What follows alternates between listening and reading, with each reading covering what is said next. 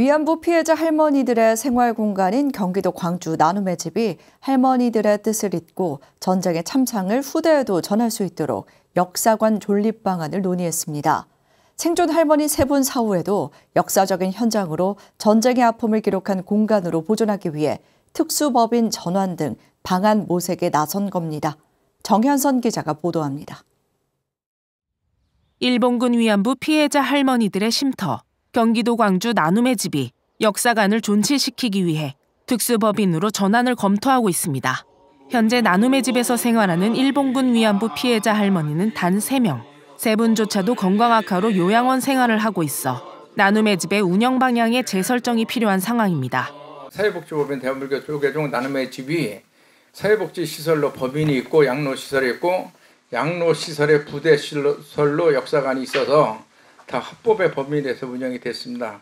근데 이제 어르신들이 다 돌아가시고 나면 양로시설이 폐쇄가 되면 역사관이 사회복지사업법에서 지정한 사업이냐가 사업이 되느냐에 대해서 근본적인 문제가 있습니다. 그래서 역사관을 사회복지 법인에서 운영하는 건 안 맞을 것 같아서 지금 역사관을 어떤 형태로 운영해야 될 것인지에 대해서 고민을 하고 있습니다.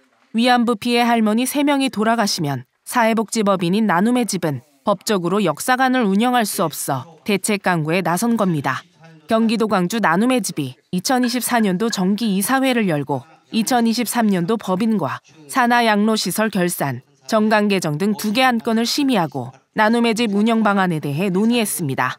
대표이사 성화 스님은 나눔의 집 역사관 존치에 대한 중요성을 강조하며 차후 역사관의 안정적인 운영을 위해 특수법인으로서의 전환을 검토하고 있다고 설명했습니다. 조계종은 토지, 건물, 자료를 출연하고 자치단체나 국가는 운영비를 출연하는 조건으로 해서 이제 특수법인으로 만들어서 안정적으로 운영을 해야 되는지 이제 그런 부분에 대해서 이제 이사회에서 충분히 고민해가지고 이제 관계기관하고 협의를 해서 이게 좋은 이제 역사의 이제 교육관으로 이제 우리 사회에 남아야 되지 않을까 이런 생각을 가지고 있습니다.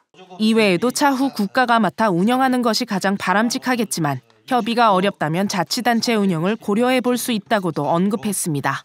일본군 위안부 피해자 어르신들이 가장 많이 거주하셨고 그다음에 자료가 가장 많이 있고 또 세계 여성 인권사 입장에서 굉장히 중요한 시설이라서 여기는 역사관으로 전치를 해야 된다고 생각을 합니다. 그 역사관 운영을 그건 누가 운영할 것이냐 그런 부분에 대해서 고민을 하고 있는데 가장 좋은 거는 국가시설로 만들어서 운영하는 게 가장 좋다고 생각을 하지만 그게 대일본하고 외교관계 등 이제 우리가 생각하지 못하는 문제가 있을 수도 있어서 그런 문제에 대한 이제 여가부 쪽하고 협의도 좀 해보고 또 거기서 어려움이 있다 그러면 이제 자치단체에서 운영하는 것은 어떤가.